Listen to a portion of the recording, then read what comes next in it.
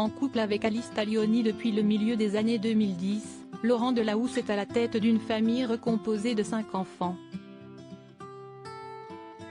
Sur le plateau de 20h30 le dimanche, le journaliste s'est laissé aller à rares confidences sur son rôle de père durant son entretien avec Camille Cotin. Journaliste bien connu du grand public, Laurent Delahousse est à la tête d'une grande famille. Au début des années 2000, il accueille 2 filles avec sa compagne et consoeur Florence Kieffer, Liv Hélène née en 2005 et Sacha née 2008.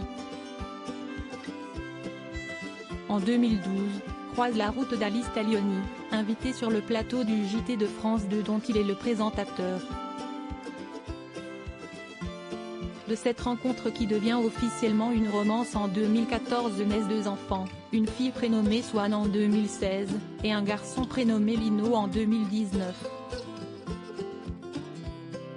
L'actrice est quant à elle déjà maman de Charlie, un fils né en 2009 de ses amours avec l'acteur Jocelyn Quivrin, tragiquement décédé la même année.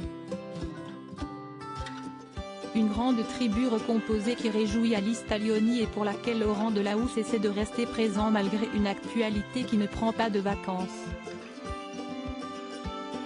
Tandis qu'il recevait Camille Cotin sur le plateau 20h30 le dimanche ce 10 septembre 2023, l'animateur comparé à une vedette hollywoodienne s'est laissé aller à de brèves révélations concernant sa paternité. C'est un terme qui parle, maman solo, à beaucoup de femmes qui nous regardent ce soir et qui nous écoutent. Et je me suis dit aussi qu'elle aurait pu être un homme. Tony, lance il à l'interprète de Connasse venu présenter le long métrage Tony en famille dans lequel elle incarne une mère célibataire de 5 enfants. Un sujet parlant face à l'observation du journaliste qui joue lui-même le rôle de père auprès de 5 enfants.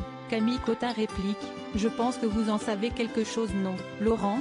Parce que je crois que vous avez 5 enfants. Donc est-ce que vous vous êtes reconnu en Tony ?» Effectivement, le proche de Juliane Buget en sait quelque chose et remarque alors « Oui, un peu, beaucoup. »